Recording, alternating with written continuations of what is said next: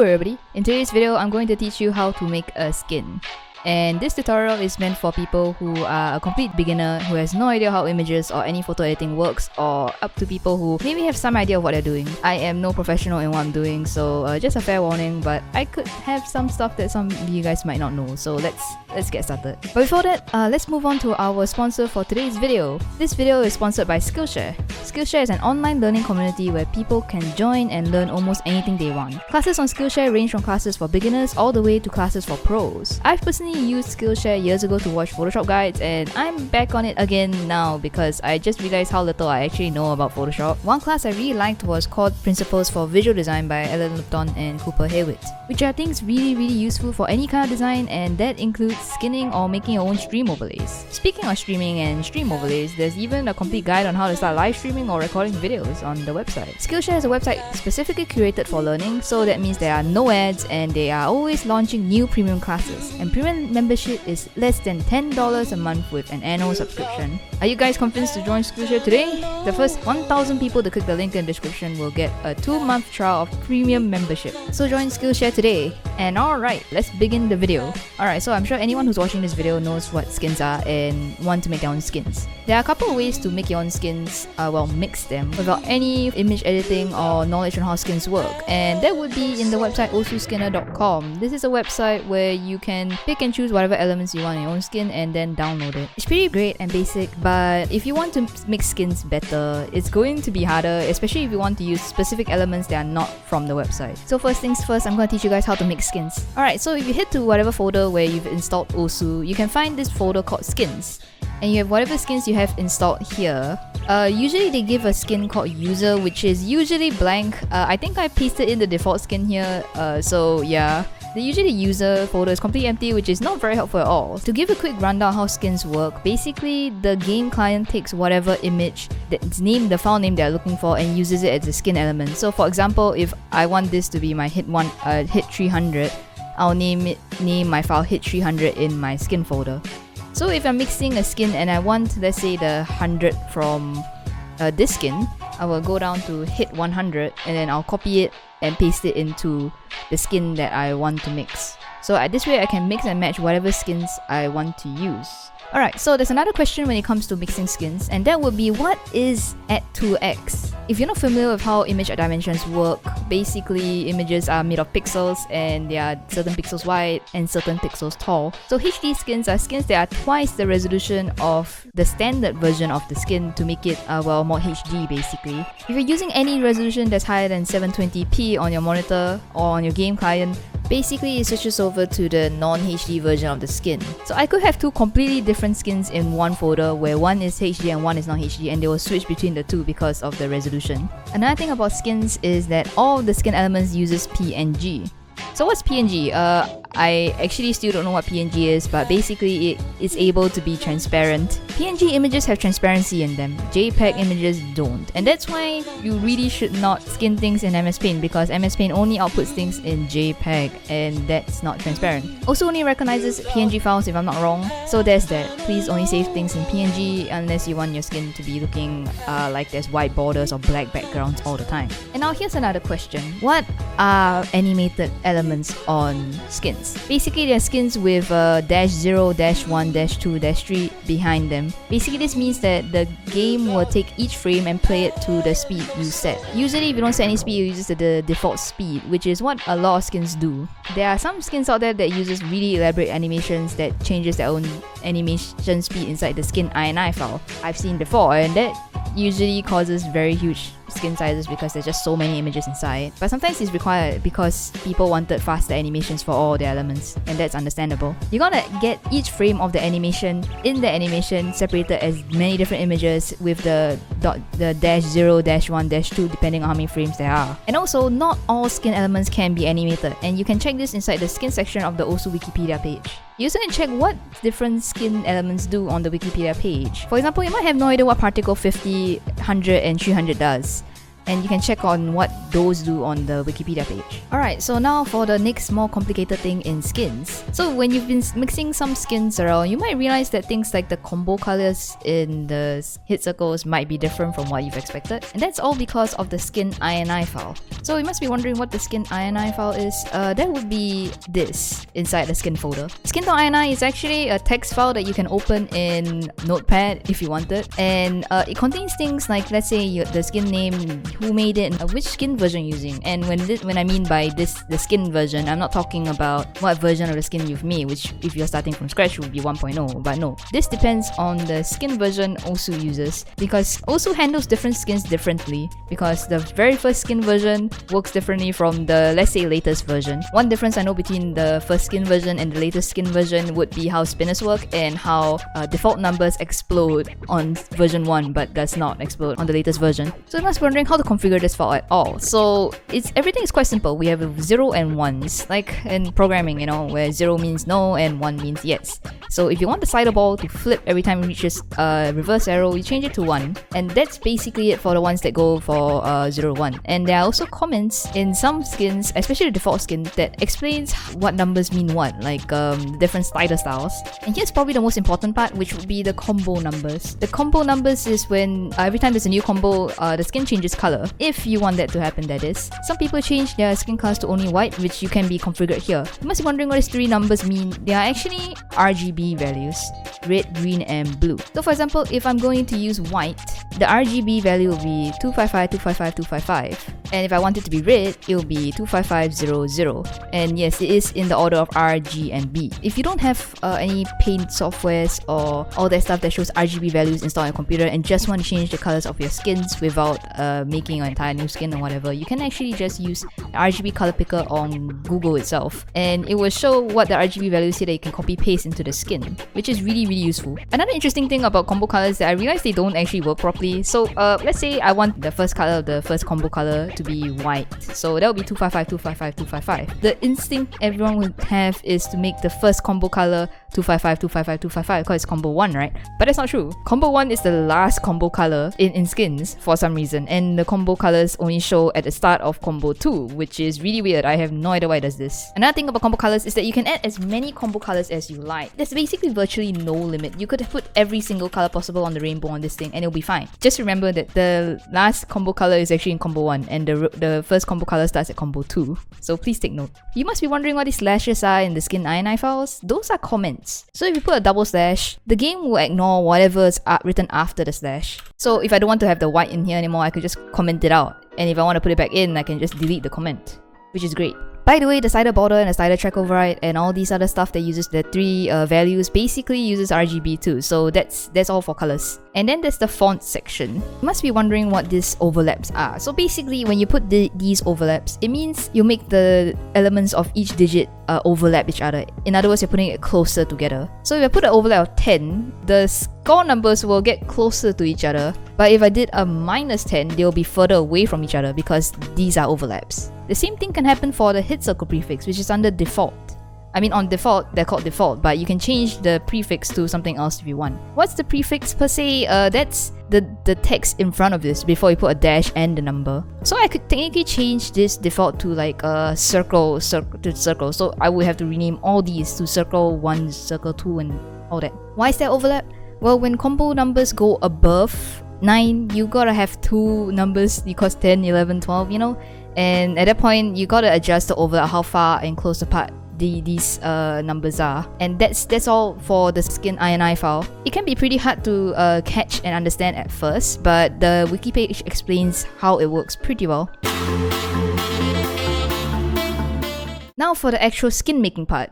This part wouldn't need you to be editing things that already exist, but when you're making things from scratch yourself. I'm going to be using Photoshop for this tutorial. I know not everyone can afford Photoshop, so I have some alternatives on my screen right now. The thing is that these free programs, they might have a different way of working compared to Photoshop, but if you ever wondered what I did in this tutorial and then want to try it on another program, you can try googling a software name and like let's say Eclipse tool or Magic Wand, things like that, or maybe clipping mask, because I know paint.net does not have a clipping mask. Alright, so there's many effects I'll be going to be teaching you guys today. And here I have this skin template that I created, which I will be linking in the description, by the way, because I realized that the default skin can be quite outdated, especially whenever I start a new skin. I don't want to use the default hit sounds. I just want my hit sounds already inside, or I want things that to be transparent, to be already transparent, like the hit 300s, because nobody uses visible hit 300s anymore, so there's no point skinning them. Might as well leave them transparent. Or things like immediately changing like stuff that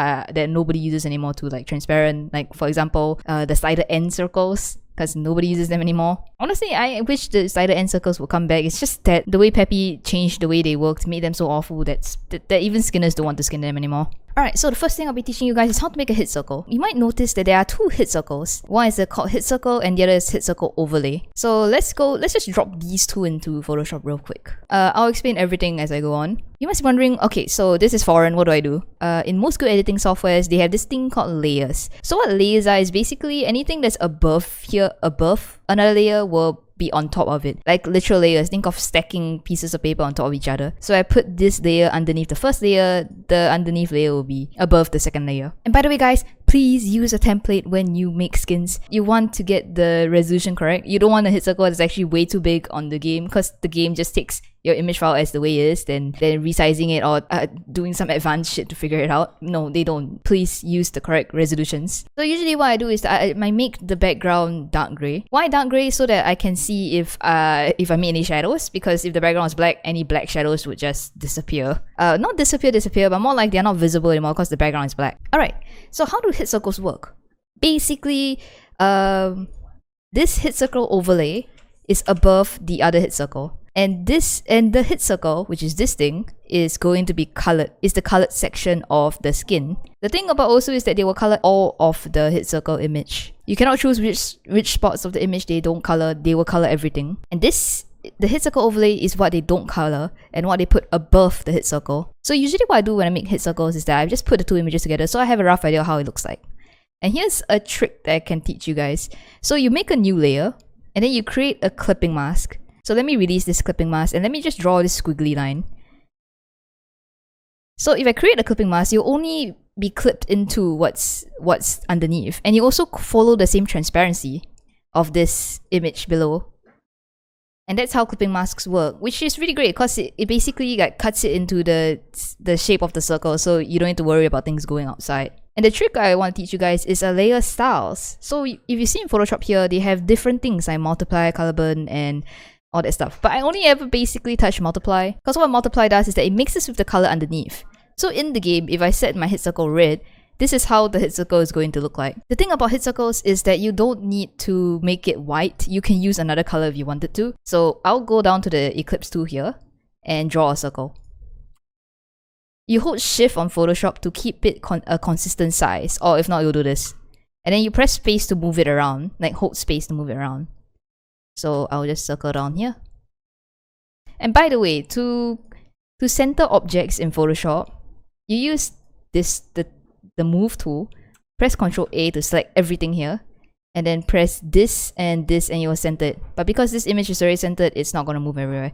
You can generally align things based on how you want on Photoshop with these buttons here, but yeah, I'm going to just center it. Oh yeah, and Photoshop, please remember after you make a selection, press Ctrl D to deselect everything. If not, you cannot make any edits outside of that selection. So going back to my ellipse tool, this is my stroke. So my stroke, it'll be okay, I'm going to keep it white, and then I'll make it bigger. Maybe even bigger. Okay, maybe I'll make it like a 30% thickness. You can fill it with color too if you want, but I think I prefer it like a whole for now. So I'll remove the template that I put below, and then I have a circle. So this is how my hit circle is gonna look like. It's very simple, very plain, and honestly, that's it. When you can remove the color so that Osu doesn't mix the colors wrongly, and then save this as your new hit circle. Just replace. In Osu, press Ctrl Shift Alternate S to reload the skin. This way, when you do play this, try the skin again, it has a different look. So alright, so let me teach you some really cool things you could do with the colors. Most common one I've seen is people using cyan and yellow. So we go to the paint bucket tool, right click it, and go to the gradient tool. Over here I have a rainbow for some reason, but okay. So this is where we adjust the gradient. Click on this side, it's already cyan, and then on this side it's grays because it's choosing my second color here. So I'm going to change it to yellow. And then when I do this, it will change the colors of what's in the circle. So hold shift to make your selection completely straight. And you get to see how it looks like now. So when you use this skin color on Osu, it will look different because of the way they apply colors. So I'm going to make a group and then put these two into a group. Make another layer above. Create a clipping mask and then use the paint bucket tool. And then like start putting on colors and seeing how, and like testing how it will look like on Osu. So now when Osu applies red or any color, it will mix with the colors inside the hit circle. That's why if you want the colors to be flat and consistent, please just use white. If you use another color, the colors will mix because that's how multiply works. So on red, this is how the skin look like. On let's say pink, it will look like this. And on dark blue, it will look like this. On light blue, it will look like this. And green, it'll look like this. Green doesn't have any effect. On yellow, it's like this. And on orange, it's like this. So there's a couple of different effects you can do. Usually, I don't make the color of this so bright. I'll make it less bright so that the colors will look nicer. Like for example, if I really like how they pull off like pink when you do this effect, because it really gives this nice purple and like pink kind of gradient. Honestly, this tutorial feels like a mess because I'm teaching kind of like way far off image editing to complete beginners per se. I might have to change the title to like intermediate people or something. But okay. Alright, so let's say you want to do something more interesting with this circle inside a circle. Like, because everyone has already done this idea to the death and you want to do something way more new. Other than the gradient trick I just talked about just now, we can do things like right click on the layer and go to blending options of Photoshop. This gives you more things you can work with. Like let's say you can add a stroke. And basically what a stroke is that it adds an outline around whatever you just, whatever elements you've created, which you can adjust. Usually I don't put it so, usually I use like a dark gray, so you'll still be visible in Osu, and then make it a bit transparent. So it gives this effect. And then if you put the clipping mask, you can see this is how it'll look like on Osu. Other things you can do is, let's say, like the gradient overlay, which is basically what I did with the clipping mask just now, except that this is a blending option. There's in Photoshop, there's a lot of ways to do one thing, like the same thing. So yeah. And then you have pattern overlays where you can put patterns. I'm not really a fan of putting patterns on my stuff. Okay, but this looks kind of cool, not gonna lie. Okay, this looks pretty cool. So let's just roll with this. It's not something people would use, but let's use it. And then you can add outer glow too. Let's say I want this to be a white glow over my things. This is probably I'm just pulling all of these out of my ass. It's probably not gonna look too good. Oh, another nice one is bevel and emboss. This one can make your stuff look a bit 3D, like that. It's kind of cool if you're into that. So now you have this over-skinned element that looks kind of strange. Usually the key to skinning is not to make things too complicated unless you're into that. Okay, I'm gonna take out the pattern overlay and let's take out the stroke. So we have this outer glow and weird bevel emboss. Okay, my outer glow is too strong. Let me just make it less opaque. And the bevel emboss, I want this to be even stronger. Okay, so I can adjust the bevel. In Photoshop, well, just play with all the sliders and see what it does. And you can have pretty interesting effects. Okay, let's see if I can soften this. Oh, okay, this is not too terrible, I think. Okay, let me remove the outer glow.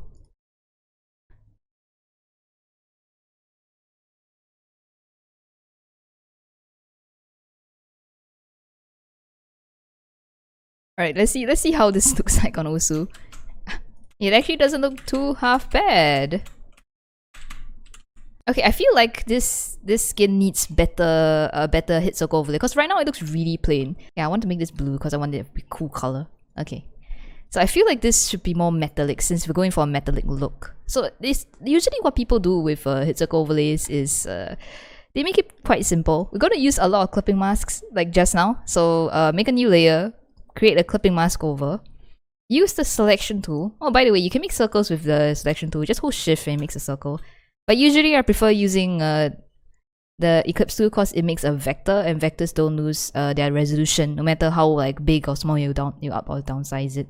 Usually when you make things with like this tool, and let's say I make let's say on this I make like on this thing I make like a really small circle, and then I go to edit and stroke because that's the exact same way how you would create a circle. It's one of the ways to make a circle, and then I press Ctrl T to change the size, and then I make it bigger, and you can see that it instantly loses its resolution. It doesn't look good. But on the other hand, when you use something like, let's say if I use the Eclipse tool and made a vector, it's really small circle. Okay, Ctrl T to make it bigger, hold Shift to maintain its shape, because for some reason on vectors, it doesn't automatically maintain its shape unless you hold Shift, unlike other kinds of layers. You get like something of perfect resolution, and it follows the stroke thickness unless you're making it bigger. And that's why vectors are better, at least to me. So yeah, now we have this, and I want to make something metallic. So usually I think one thing I want to do is to avoid making my layers, my hit circles look too white. Like this is complete dead white. Actually I want to make it slightly darker than white, just for effect I guess.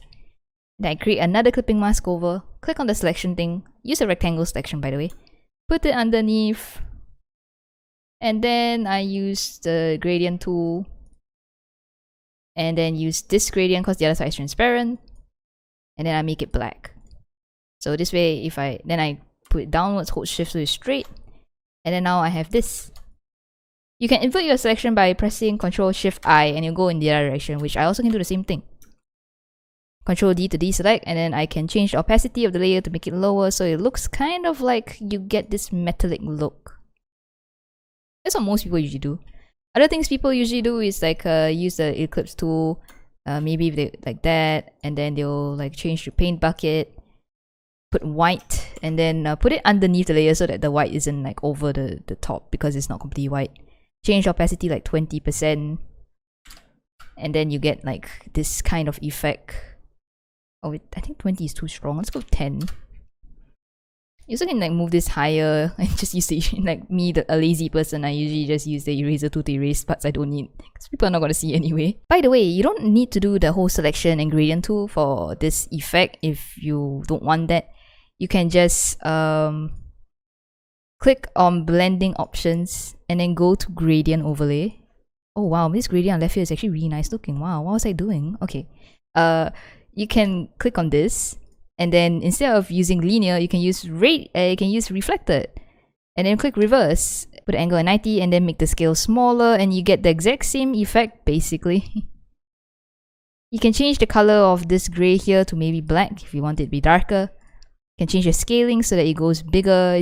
I think this is generally more as wanted over the kind of effect I was doing just now, but there's just many ways to do one same thing in Photoshop. So yeah, now we're back at here. This is our finished product, and there's so many things I realized that I need to cover in Photoshop. There's no way I can finish it in one video. Like there's just way too many things to go through. So today I've just went through the how to manually make skins, what's the difference between HD skins and non-HD skins. I've talked about transparency and PNG. I've talked about how animated skins work. I've talked about the skin.ini. I've taught you guys how to make a hit circle, how vector elements work, and how to center an object, how to use the selection tool and stroke, and how do layers work, and what multiply mode does on layers, and the effects you can use in layers, which is the gradient, the bevel and emboss, stroke, outer glow, drop shadow, and all that stuff. And that's basically it. I think in my next video on this, the part 2, I guess, I will teach you guys things like anchoring in OSU, like how to center a spinner properly, or like how to make a nice HP bar, or things that are slightly more into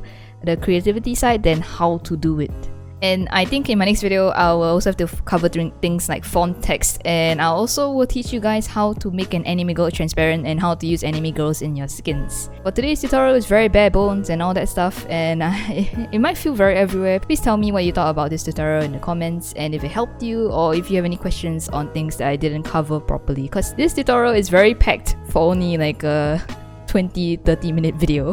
But yeah, I'll be leaving the skin templates in the descriptions and the relevant places where you should look and check up on to help you on skinning. And also, please check out our sponsor, Skillshare. Thank you so much for them sponsoring my video. Sponsors really help keep my channel going and find me. Hope you guys enjoyed the video and see you in the next tutorial.